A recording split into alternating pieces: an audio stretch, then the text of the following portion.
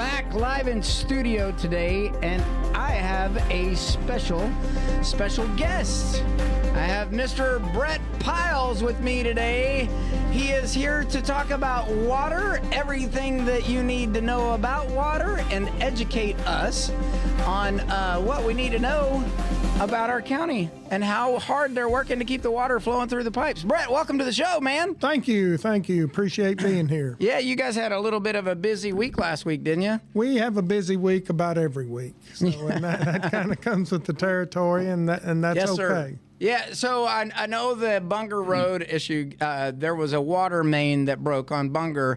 I think that took out a lot of 1638 businesses and water supplies. I know I had a trickle way down towards the Dollar General there. Right. And stuff. But, you get this call and boom, was it because somebody hit it? Was it because somebody, it just broke because it was old, or what happened? It actually broke where it crossed a road. Okay. Right there on Bunger, and it was probably caused by the wet weather and the wet ground. The ground shifts, and when it does, if there's a rock sitting on that pipe or under it, it will move a little bit, and that usually causes them to break, and we have those type of issues. But no one dug and hit it. No one did anything to cause it. It was just one of those things. So I bet the road department had to get out there too, probably because of where it was. So. Yes, Jeff and his crew got out there, and they do a great job. Yeah, I got to get him on the show too here eventually. Yes. Definitely, because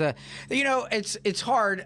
Roads and water lines, right? Everybody wants to know, when am I getting my road fixed and when am I getting water, right? That's correct. You guys have been extremely busy. I think, at least I know in the last 2 years, there's been a lot of discussion about infrastructure and the growth. But specifically, we got past the Nucor hump with water issues and stuff, and now we're into, okay, what does the infrastructure of Meade County need to be, not just for like now and fixing the small problems that we have throughout the system, but also the long-term plan for, so how do we get to there in a 2060, and what's happening right now to get us there? Well, we when I started with the Water District 2 years ago, we have one interconnect with Hardin County Water District number 1 on 313, and our wholesale agreement, our max we could take from there was 1.4 million per day. Our average day is about 1.2. So a few years ago, you'll remember around Christmas time, we had the incident with no water and not able to. And the fact of the matter is our demand was higher than what we could pump. And that was a wake-up bell. Yeah. Says, hey, you guys need to do something with this. So we have some projects in the queue right now. We have upped the our wholesale agreement amount with Hardin County to 2 million gallons per day at 313. We're upsizing that pump station, which is an upcoming, it's in design now. The Division of Water has it, and they have to approve it. How long does it take to get something like that done? Like, I know we've been fighting for that since Christmas of 2 years ago. Obviously, the motion, the wake-up call happens. You got to get the funding, right? So the funding, that was an unexpected expense. And actually, it was in process. Y'all were working on getting the pump fixed, but the reality is that fix was not going to be the fix we needed.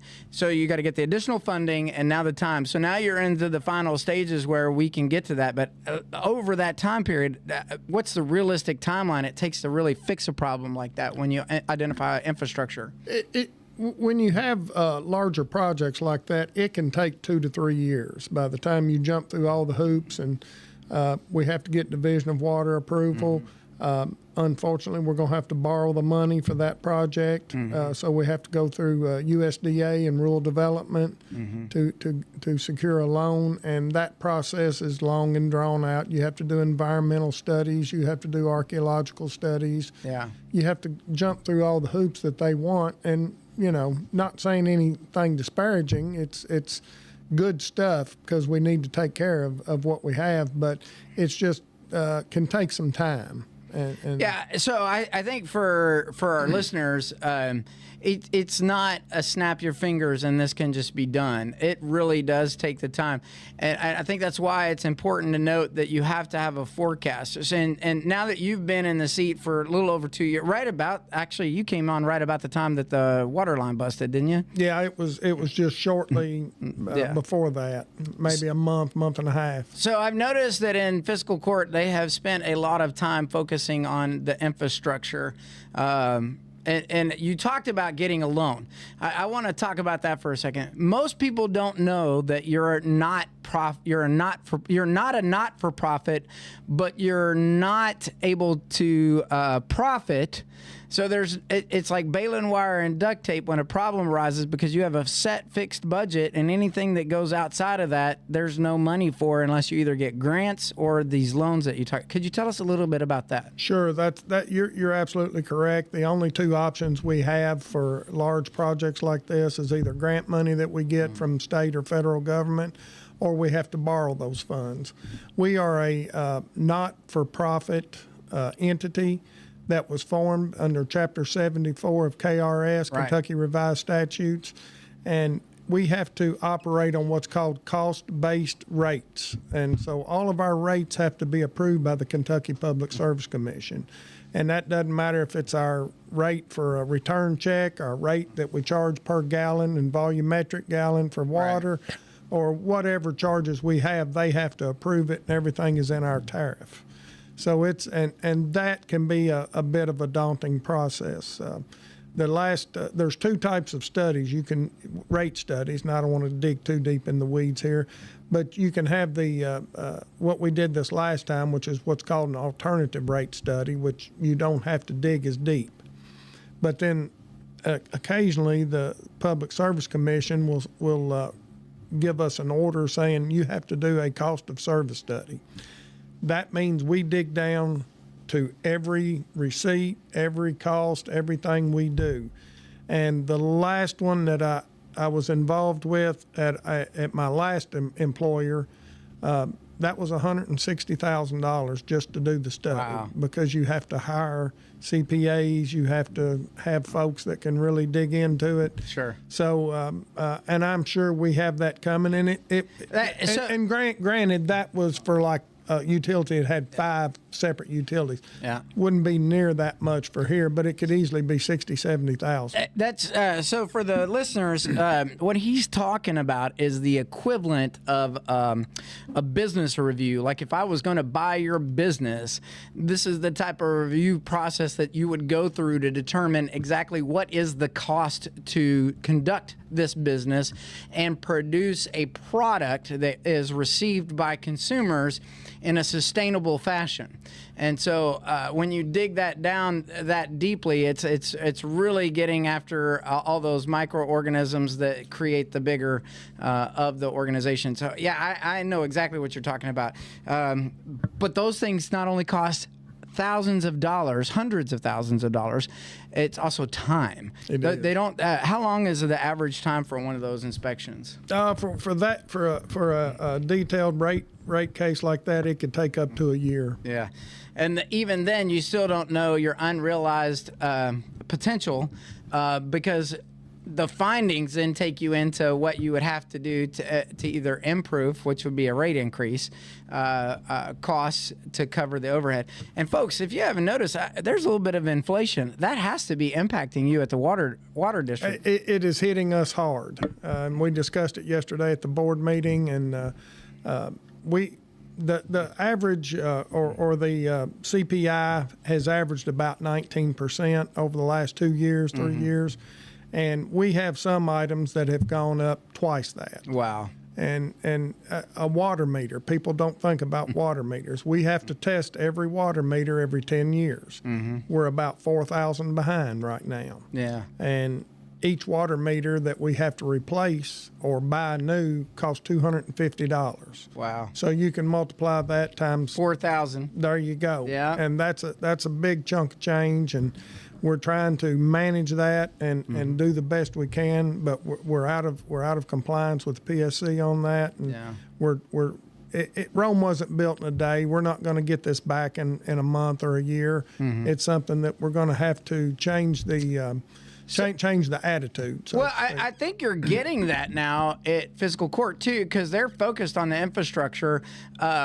Talk to me and talk to the people about the infrastructure changes that you're seeing, because a lot of it is focused on not the near term, it's focused on the long term game. And where will we be in 5 and 10 years based off of the focus that you're getting from the current leadership? Right. We have a capital plan we call a CIP, construction in progress, and we have 3 main projects right now. We received about $8 million in grant money for another interconnect with District 1 over near Highway 60 and 1638, and we're working on that project. It's going to take us a year just to get the easements from Fort Knox, because that's where their line is, and then we have to get off that, and then we have to run our easements.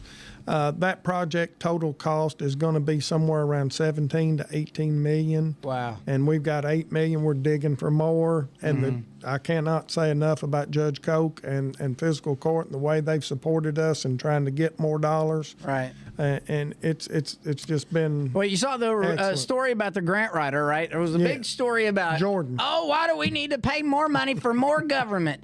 And then Jordan secures like a $1.2 million grant. Granted, he had some, the other counties are benefiting from that one big grant, but our grant writer has definitely earned his weight in gold just from those grants. But it's really taken the time to recognize that we needed a grant writer, and now that we're going after those grants, it actually puts less of a burden on you, the taxpayers, which I think is phenomenal. I mean, 8 of 17 million is more than half. And, so without doing the big inspections to find out where do you make up the rest of the 17 million, it would be nice if we could secure more funds, either state or federal, so that we're not having to do it through taxation or increased costs for goods and services. Now, I did notice, was it last year, there was a water increase. There was a cost. So we went from, and honestly, we have it really good here, guys. I'm originally from Texas, and Wichita Falls, Texas, from Dallas, Texas. Dallas has to flush twice in order for Wichita Falls to get water, especially in a drought. That's a joke. But from recycling water and refuse to actual having a water table that you can draw from is a big deal. So where you might pay $20 for a household, single family household here a month to $40, they're paying $150 a month for a water bill. And oh, by the way, you can't water your grass. So that's why you see a lot of brown lawns in Texas, and it doesn't always look so pretty.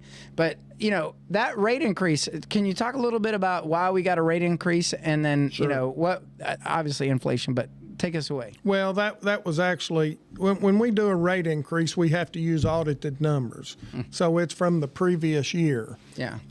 And that was before the inflation started going up. And we hadn't had a rate increase for 8, 9, 10 years. Yeah. And I'm trying to do something to correct that too, so it's more incremental, so we don't have rate shock for the customers, because I'm very sensitive to that. Especially with a lot of fixed income. Absolutely, absolutely. I can sympathize and empathize a great deal with those folks, and but the rate increase we had was like it was 2 or 3%. It was really all we could do based on the audited numbers. Right. But what the audited numbers don't show are the things that weren't getting done that cost money, that we couldn't recover those in our rates. Yeah. So it's a little skewed. It's a little skewed. Yeah. Yes. So I think it's interesting to note, though, that there's a lot of people that will complain, right?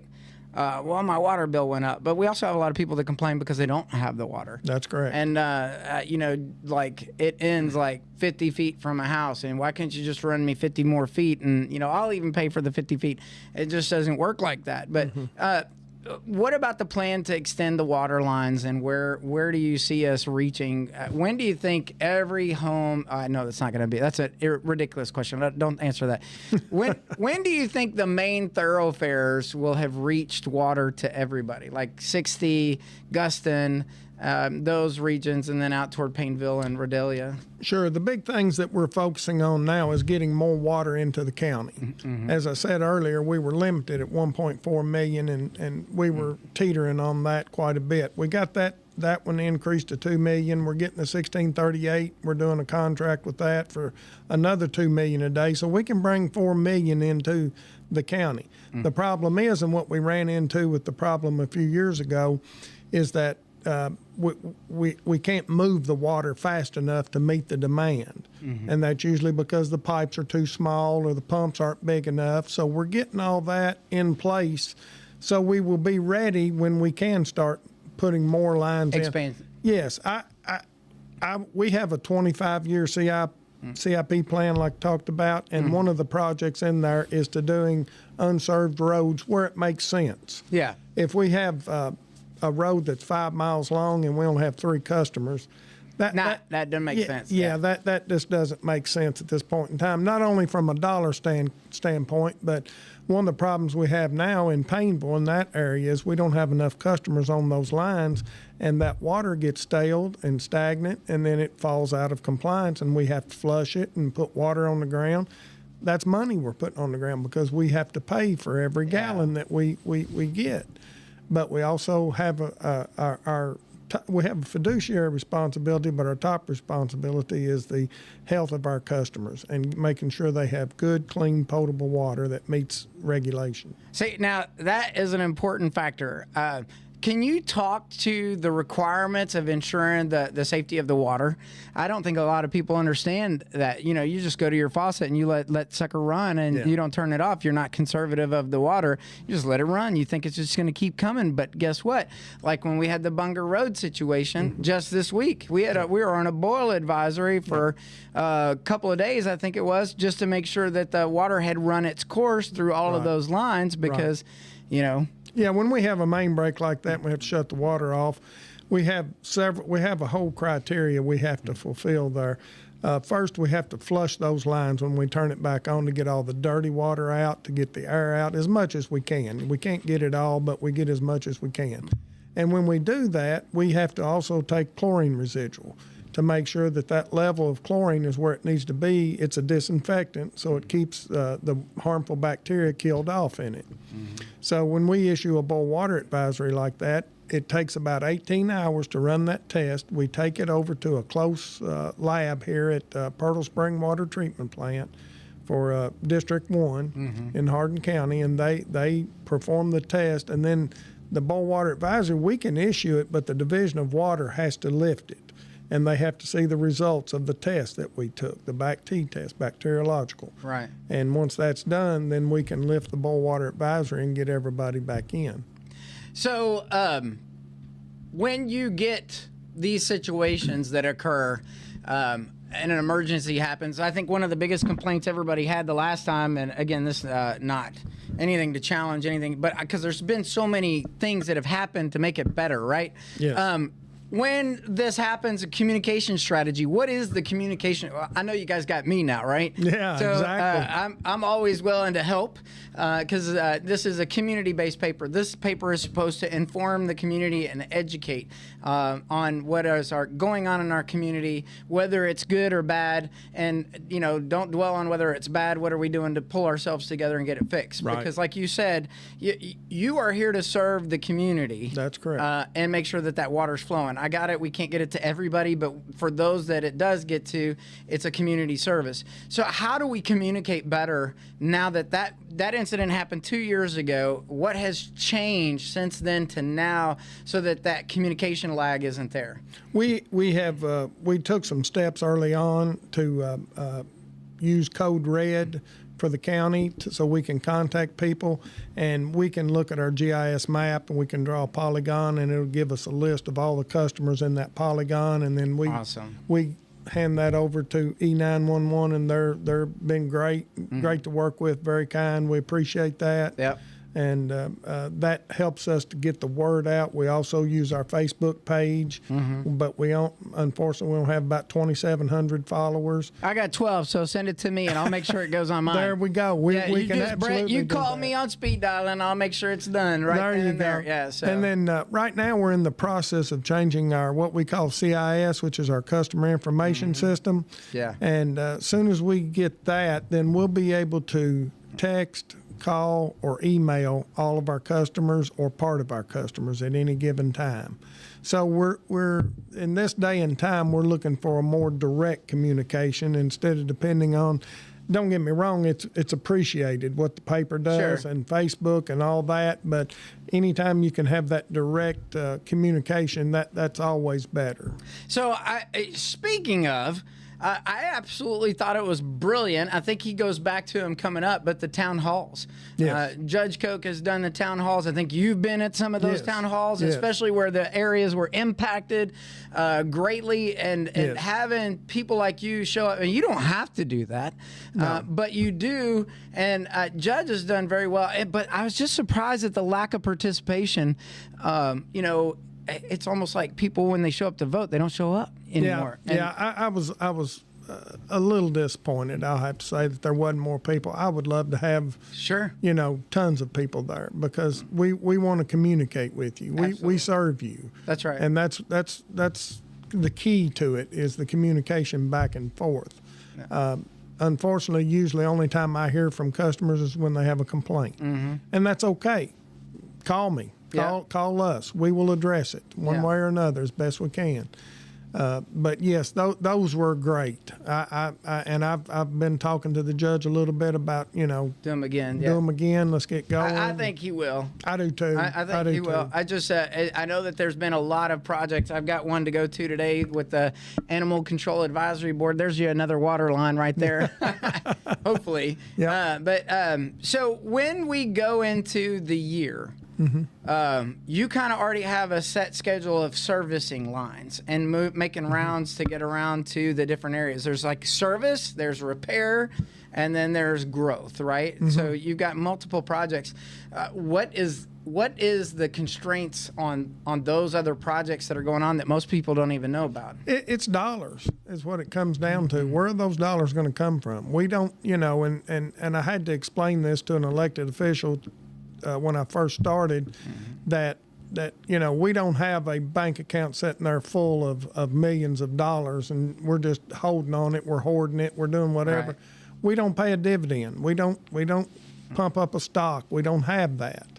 And again, when you operate on cost-based rates, it's difficult to bank very much money to be able to do that. So again, that's why we depend on either loans or grants to do that. So that's the biggest obstacle. The rest of it can be overcome. I've been doing this since 1986, which is 38 years.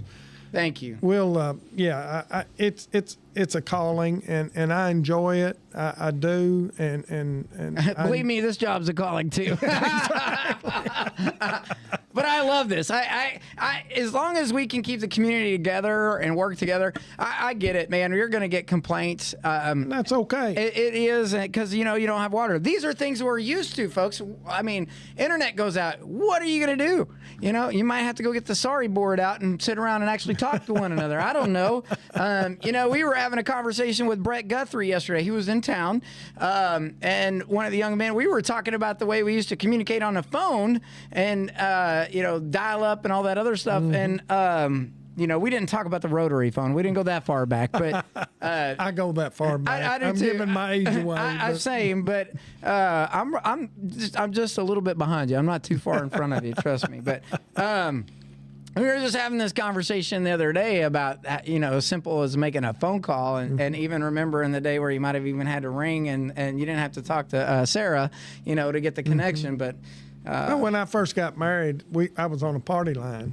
Yeah. And most people don't have a clue what you're talking about when you say a party line. That just means you have 15 people on the same phone line. Yeah, and I had one neighbor there. It was a little old lady, and she would listen to everybody. That's so funny. And that's okay too. Yeah. I didn't have anything to hide. We weren't, secret details about anything. Hey, speaking of, where are you from, and what brought you to Meade County? I'm originally from Campbellsville. Okay. Which is where Campbellsville University is and some of the other things there. I worked for Campbellsville Water and Sewer for 17 years. I was the general manager when I left there. I went to work in, I had 3 or 4 interviews in other places, but my wife didn't want to move, like 500 miles away or whatever. And so I ended up taking a job at Hardin County Water District, number 1. Worked there for about 17 years, and then 18 maybe. And then I've spent the last 3 or 4 here in Meade County. I actually retired from Hardin County. Okay. And I was in the system, and I retired and did some honeydew projects around the house, and those ran out, and I was like, I need something to do. And I was contacted, said, hey, they need a manager at Meade County or something. And I said, well, I don't know that I want to get back into the water industry. And bam, right away you get a big old collision course. And then here we go. But that's par for the territory. I mean, that's part of it, the way it goes. And well, I'd say that we kind of don't try to live our plan, but there's a higher plan in place for us. Oh, and absolutely. Sometimes it just leads you, and you just go with it. This was absolutely a God thing. Yeah. I was already signed up and had a job. Was going to start taking classes, get my real estate license on January 1. Well, they hired me in like late November. Yeah. So it was nothing I did. God had it all planned out, laid out, and said, "Here's where I want you to go." But good for you. He's given me a heart of service, and I've done that all my life, whether it's at church or work or whatever.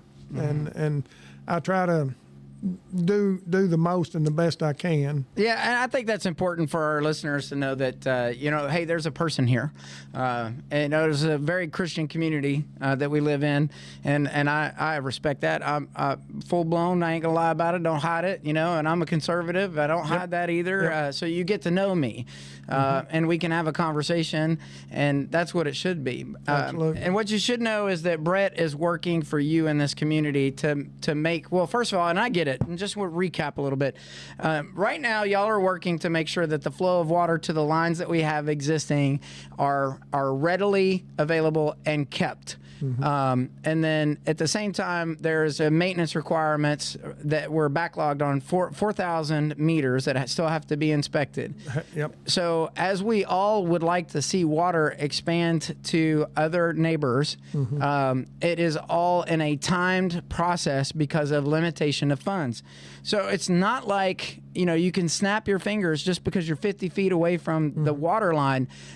You have to make sure that the water will keep going 50 more feet up the water line. That's right. And that it makes sense. And if you didn't listen to the whole show, I just wrapped it up in about that 30 seconds. But it really takes a lot of work, and it takes the care and charisma of somebody that steps out of retirement because he loves the community and then is willing to serve you right here in Meade County. And I'd say you got hit with a frying pan right when you stepped into the... I did, but one of the keys to that, Steve, as you know, with any organization is the people that you have under you working with you.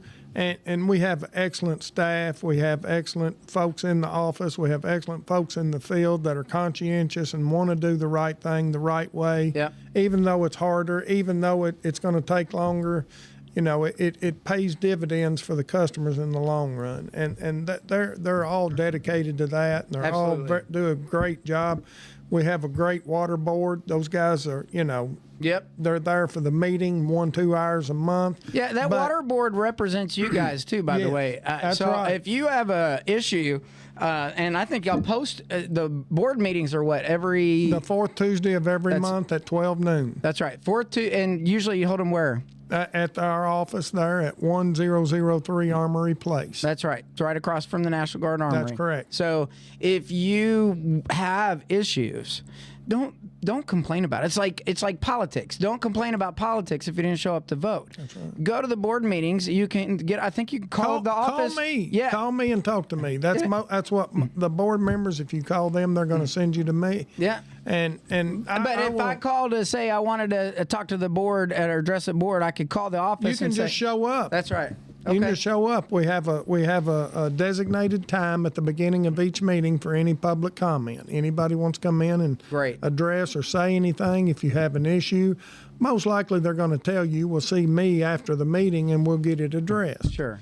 But I want to back up a little bit too. Go ahead. Congressman Guthrie. Yep. And his office have been great to work with. They've stayed engaged. They have contacted us on several occasions. Catherine Marks from his office has been just great. Met her yesterday. I have nothing but good things to say about all of them. I'm a big fan of Congressman Guthrie's because not only what he represents and stands for, but he cares about the people, and I appreciate that from a politician. Yeah, he's got a military background too. Yes, graduate of West Point. Absolutely, absolutely. Yeah, got a lot of respect for him myself. Absolutely. Been to his office in D.C. I've been to his office in Kentucky. I've met with him several times over the years since he's been super elected. Personable. Yes, great guy. Yeah, and I don't know. Most people don't know, but he is a great historian. Oh, yes. He is. Don't get him going down there. He knows a lot. I know. It's so he knows when the first water line went in. Yeah. And it was wooden. Yeah, it was. But yeah, I could sit and talk to him for hours because he's just a wealth of knowledge 100%. on that history. Particularly when we went to his office in D.C., he told us all the story about some of that. It was just fascinating. Yeah, to me. I think he does great. GMs always get an opportunity to showcase their staff, but I would like you to talk about your staff and the service the staff gives. They do a phenomenal job there, whether it's at the window or you go in to meet them. You can set up auto pay. I personally am not a fan of the new website and how it works compared to other sites, but it's a choice. But I just set up all my stuff on auto pay with the EFT draft, so I don't have to pay the extra fees for paying online. Right. And cuts down on stuff. But talk about that. Yeah, the thing that the website's not new. It's been there since before I got there, but we're in the process of looking at that. We're looking at changing everything. Our billing contractor to see if we could get a better value. Right. I'm not always about the lowest cost, but I need the best value for our customers. Right. And to me, that's very important. We're looking at changing that to where we want to have it to where you could just pull up your phone. You got a reminder your bill is due. Punch this. Your bill's paid. Yeah, like Meade RECC. Not to compare you to another utility, but there's as much very similar. Yeah, much more user friendly, right? Yep. And we're headed that way. It's just that's good to know. Another thing that takes some time. Oh, absolutely. I was just, and I'm not dissing on it. I mean, it is a choice, right? No. You got to go with what you know. I'm learning every day that there's a lot of technologies that still haven't really made its way here in the county, and it's just conservative growth, and that's okay. It is, and you're right. That's fine, and we'll get there. Yeah. And I think that the water district, I would expect within the next 6 months, you're going to see a drastic difference on the website, on your payment options. Awesome. We're getting it. We got with a vendor that would let you do PayPal, let you do Apple Pay. We'll take almost any kind of payment there is out there, Venmo, whatever. Yeah. Because there are a lot of people these days that seek those type of options. I know I'm one of them.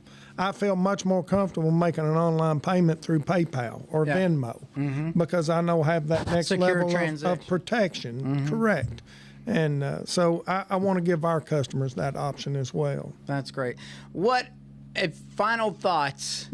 What is it that you would love for every customer of Meade County to know about the water district? Well, I want you to know and understand that you get your bill, you pay your bill, you see this, you see that. You don't see the things that are going on in the background. From the dedicated board of commissioners that we have, to the county judge, to the other elected officials.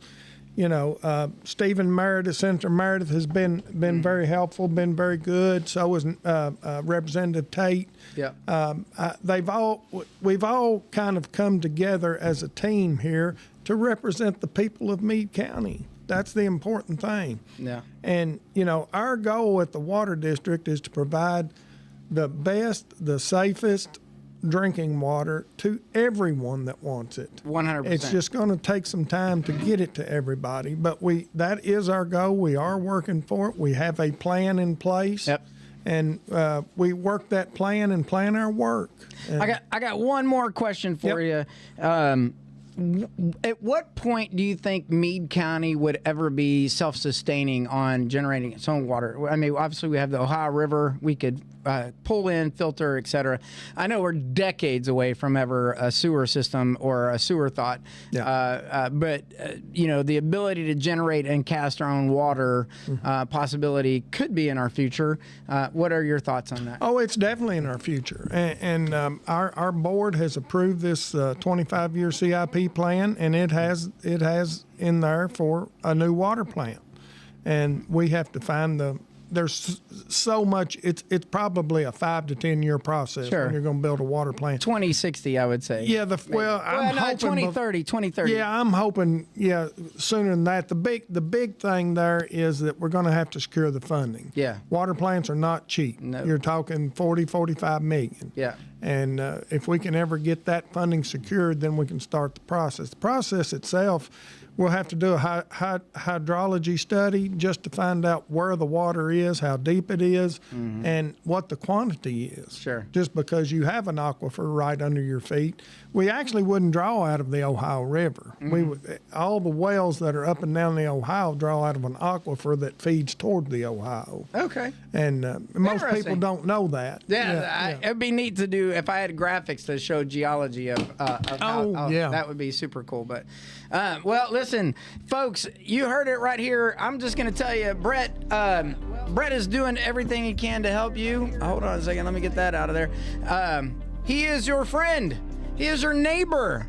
He is like family. I feel like everybody in this county is family to me. I really do. Absolutely. I may rub some people wrong, and they may rub me wrong, but at the end of the day, I can make sure they got good drinking water. That's right. That's what I think you're out here trying to do, Brett. That's absolutely correct. And folks, it does take a team, and you're part of that team. They only know what they know if you get involved. And it doesn't have to be in the complaint department. If you should stop by and tell them they're doing a great job. If you've had water and you haven't had an issue for years, you should stop by and tell them they've done a great job. Or if you've had it for years and you're noticing something that's different about your water or your water line, give them a call. They're ready to help in any way they can within the constraints that they work with. So when it goes bad, it's not because they planned it. I can tell you that. But I just want to say thank you, everybody, for coming out. Brett, thank you so much for being on the show.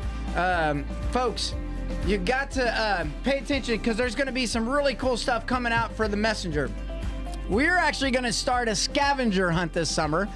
And the only way you're going to be able to find the clues for the scavenger hunt, which is going to lead to a sizable prize, we're still deciding on it, is to either subscribe to the paper and cipher the paper, because there's going to be a code in it that you have to figure out to get where the clues are to lead you to this prize. And there can only be one winner. There can only be one winner. And it'll either be a shopping spree at Kroger's or it could be a cash prize. We're kind of figuring that all out. I don't know. I got ideas running through my head, but I can tell you when we go live with it, you better be a subscriber because you're going to want to get that next week's paper. And it's going to go over a 6 to 8 week process to where you have all the clues in order to figure out where this prize may be. So stay tuned for more excitement right here from the Messenger. Brett, thanks again for being on the show, man. Thank you. You guys have a great day. I'll be back soon.